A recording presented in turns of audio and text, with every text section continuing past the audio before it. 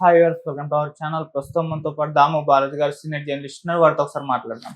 నమస్కారం సార్. నమస్తే. Betting app promote చేస్తున్న ఇన్స్టాగ్రామ్ ఇన్ఫ్లుయెన్స్ పైన కేసులు నమోదయ్యాయి కదా. ఇప్పుడు చివరికి స్టార్ హీరోల పైన కూడా, అంటే స్టార్ స్టేటస్ ఉన్న వాళ్ళ సెలబ్రిటీల పైన కూడా కేసులు నమోదయ్యాయి. దాదాపు 25 మంది పైన. అందులో మనం చూసుకుంటే విజయ్ దేవరకొండ, ప్రకాష్ రాజు, రానా, మంచు లక్ష్మి, అనన్య నాగర్ చాలా మందే ఉన్నారు. అయితే వాళ్ళు ఏదో క్లారిటీ ఇచ్చే ప్రయత్నం కొంత చేసినప్పటికీ మరి ఇది ఇప్పటి వరకు అయితే వీళ్ళ మీద ఎటువంటి చర్యలు తీసుకునే ఛాన్స్ ఏమైనా కనిపిస్తున్నాయా సార్? మీరేం చెప్తారు దీనికి సంబంధించి? బెట్టింగ్ యాప్స్ మీద సజ్జనార్ స్టార్ట్ చేసిన పోరాటం అంతకు ముందు నుంచి కూడా నాన్ వేష్ బెట్టింగ్ యాప్స్ మీద గట్టిగా పోరాడుతున్నారు. కాకపోతే నాన్ వేష్ ఏంటంటే తనకి జలసీ ఉంది, వేరే ట్రావెలర్స్ ని అటాక్ చేయడం కోసం తను ఈ ప్లాన్ చేశాడు అనేది కూడా అప్పట్లో వచ్చాయి కూడా. ఎందుకంటే ఇతనేదో మోరలిటీ ఉన్నట్టు ఇతను మొత్తం ఏ దేశాల్లో అమ్మాయిలు ఎలా ఉంటారో ఇవన్నీ అతను ఎక్కువ చూపిస్తూ ఉంటాడు. సో ఇతను వచ్చి ఇక్కడ నీతులు చెప్తున్నాడు అని కొంతమంది అతని మీద ఇది చేశారు. అందువల్ల అది దాన్ని పెద్దగా పట్టించుకోలేదు నాన్న. ఇప్పుడు సజ్జనార్ దీన్ని మెల్లగా స్టార్ట్ చేసి ఇది కొంత మెల్లమెల్లగా యూట్యూబర్స్ దగ్గర నుంచి సీరియస్గా వెళ్ళిపోయింది. ఎందుకంటే సజ్జనార్కి కూడా నాలాంటి వాళ్ళు అనేక మంది ప్రశ్నించారు. అంటే మీ యూట్యూబర్స్ని మీరు అటాక్ చేస్తారు కానీ పెద్దవాళ్ళని మీరు ఎందుకు పట్టించుకోవట్లేదని. దాంతో సజ్జనార్ కూడా విధి లేక ఆయనకు కూడా వేడి తగలడంతో మెల్లగా పోలీసుల ద్వారా వాళ్ళ మీద కూడా కేసులు పెట్టించారు. కానీ కేసులు పెట్టించినంత ఈజీ కాదు వాళ్ళని డీల్ చేయడం. ఎందుకంటే నేను ఆల్రెడీ ఈ బెట్టింగ్ యాప్స్ని వివరించాను, ఈ ఫంక్షన్ ఎలా అవుతుంటాయి ఇవన్నీ కూడా. సో బేసిక్గా ఇప్పటి వరకు ఏంటంటే వీళ్ళ మీద ఒక 10 నుంచి 15 మంది మీద సోషల్ మీడియా వాళ్ళ మీద పెట్టారు. వాళ్ళు ఇన్ఫ్లుయెన్సర్లు, అంటే బిగ్ బాస్ ఫేమ్స్ కావచ్చు, లేకపోతే చిన్న చిన్న యాక్టర్స్ కావచ్చు, లేకపోతే యూట్యూబ్ ఇన్ఫ్లుయెన్సర్లు కావచ్చు, వాళ్ళ మీద కొన్ని కేసులు పెట్టారు ఇప్పటికీ. అయితే వాళ్ళని పిలిచి విచారించి పంపించేస్తున్నారు తప్ప అంతకంటే ఏం లేదు. ఎందుకంటే అవి అరెస్టులు చేయాల్సిన స్థాయిలో ఉండే కేసులు కాదు. అది మామూలుగా ఎక్కడైనా కూడా ఆల్రెడీ మహాదేవ్ అనే ఒక బెట్టింగ్ యాప్కి సంబంధించి 5,000 కోట్ల డర్టీ మనీ క్లీన్ మనీగా మారిందని చెప్పి ఈడీ ఎంటర్ అయింది. దాంట్లో కూడా తమ్మన్నాని కాజల్ని కూడా వాళ్ళు విచారించారు. అంటే ఇక్కడ వీళ్ళకి యాడ్స్ ఇవ్వడం, ప్రమోట్ చేయడం అనేది లీగల్గా తప్పు కాదు.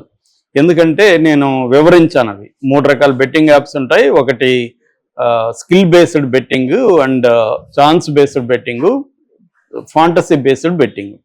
ఇప్పుడు అందరూ కూడా ఏమంటున్నారు, స్కిల్ బేస్డ్ బెట్టింగ్ కాబట్టి ఇది లీగల్ అంటున్నారు.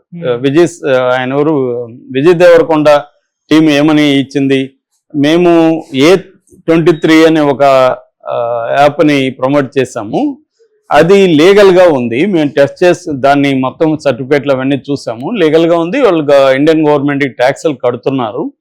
సో అది స్కిల్ బేస్డ్ కాబట్టి సుప్రీంకోర్టు కూడా దాన్ని స్కిల్ బేస్డ్ బెట్టింగ్ అనేది చెప్పింది. సుప్రీంకోర్టు కూడా అలౌ చేసింది కాబట్టి మేము ఇచ్చాము, తప్పేముంది అన్నాడు. నిజానికి విజయ్ దేవరకొండ ఆర్గ్యుమెంట్లో న్యాయం ఉంది.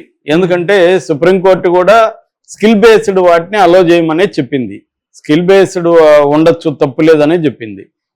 కాబట్టి ఇప్పుడు ఏమవుతుంది, ప్రాబ్లం ఎక్కడ వస్తుందంటే ఈ ఛాన్స్ బేస్డ్ అనేవే నిషేధించారు. యాక్చువల్గా ఛాన్స్ బేస్డ్లో ఏమవుతుంది, ఓన్లీ గుడ్డిగా మనం బెట్టింగ్ కడతాము, ఎవరో గెలుస్తారని కడతాము, గెలవరు, మన డబ్బులు పోతాయి. దట్ ఈజ్ బేసిక్గా ఛాన్స్ బేస్డ్. అంటే ఎండ్ రిజల్ట్ మీద మనకేం కంట్రోల్ ఉండదు, మన స్కిల్ ఏముండదు దాంట్లో. ఎవరో ఆడతారు, ఎవరో గెలుస్తారు, ఓడతారు, మనం డబ్బులు కడతాం, పోగొట్టుకుంటాం. That is called chance based. ఇది ఫాంటసీ బేస్డ్ ఏమో నేను ఆల్రెడీ ఎక్స్ప్లెయిన్ చేసా, Dream11 అట్లాంటి యాప్స్ ఉన్నాయి. దాంట్లో మనమే టీములు ఫామ్ చేయడం, మనమే గేమ్ని ప్లే చేయడం, ఇవన్నీ ఉంటుంది. దాంట్లో కొంత స్కిల్ కావాలి. అయితే అది ఫాంటసీని కూడా స్కిల్ కలిపేశారు. సో ఈ ఛాన్స్ బేస్డ్ వాళ్ళు కూడా మాది స్కిల్ బేస్డ్ లేదా ఫాంటసీ బేస్డ్ అని చెప్పేసి పర్మిషన్లు తీసుకుంటున్నారు. ఇది మేజర్ ప్రాబ్లం అనమాట. రెండోది, అవి ఈ దేశంలో లేవు, ఎక్కువగా రష్యన్ కంట్రీస్, మాల్టా, దుబాయ్ ఇలాంటి దేశాల నుంచి ఆపరేట్ అవుతున్నాయి.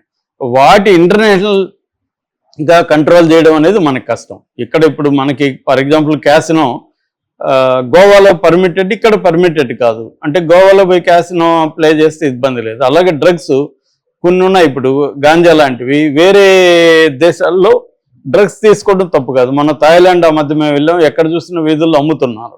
సో నేను ఇప్పుడు అక్కడ తీసుకొని వచ్చాను అనుకో, ఇక్కడ నన్ను టెస్ట్ చేశారనుకో, నా బ్లడ్లో ఉంటుంది. ఇక్కడేమో నేను నేరం చేసినట్టు, అక్కడేమో అది నేరం కాదు.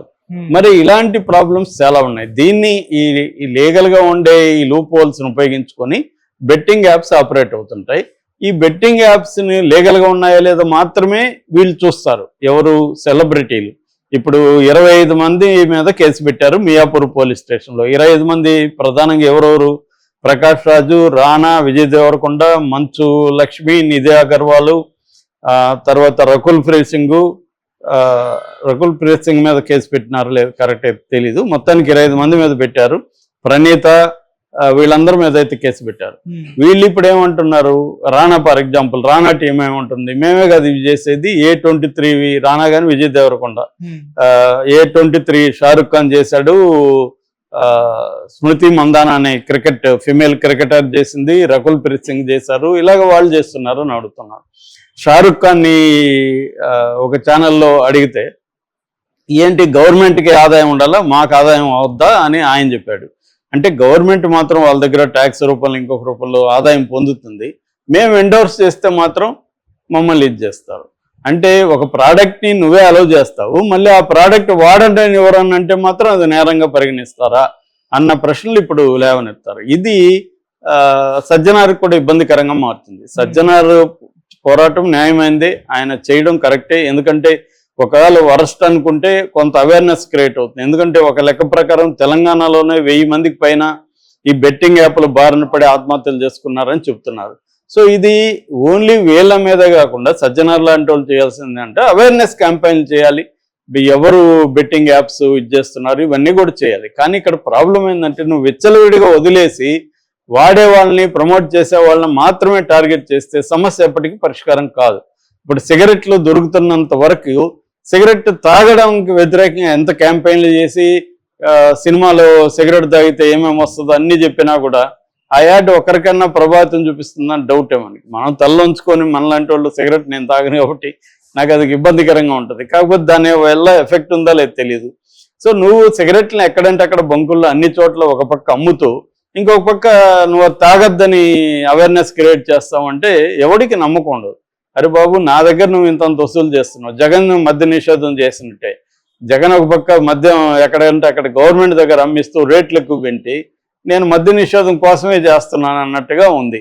అది కామెడీ వ్యవహారం. ఎందుకంటే నీకు ఆదాయం కావాలి, నువ్వు ప్రోత్సహిస్తావు, మళ్ళీ వాళ్ళని తాగే వాళ్ళను ప్రమోట్ చేసే వాళ్ళను వ్యతిరేకిస్తావు. ఇది ఏదో మొక్కుబడిగా మేము వ్యతిరేకించాలి కాబట్టి మా బాధ్యత వ్యతిరేకించేసాం అని చెప్పడం తప్ప నిజంగానే సీరియస్గానే ఆ ప్రాబ్లం సాల్వ్ చేయాలని లేదు. ఎందుకంటే మనకి పొలిటికల్ పార్టీలకు ఫండ్స్ వీళ్ళు ఎక్కువ ఇస్తారు, తర్వాత సెలబ్రిటీలకు కూడా వీళ్ళు ఎక్కువ ఇస్తారు. నిన్నెవరో చెప్తున్నారు ఇక్కడ పంజగుట్ట పోలీస్ స్టేషన్లో విష్ణుప్రియ అని దాదాపు 3 గంటల పాటు విచారించారని. ఆమె ఒక యాడ్కి 1 మినిట్ యాడ్కి 90,000 వరకు వసూలు చేస్తుందని, 15 యాప్స్కి ఆమె ప్రమోట్ చేసిందని, దాంట్లో ఆమె చాలా లక్షలు సంపాదించిందని, ఈమెకే అంతిస్తే ఇంకా విజయ్ దేవరకొండ లాంటి వాళ్ళకి అంతిస్తారు అనేది ఒక చర్చ.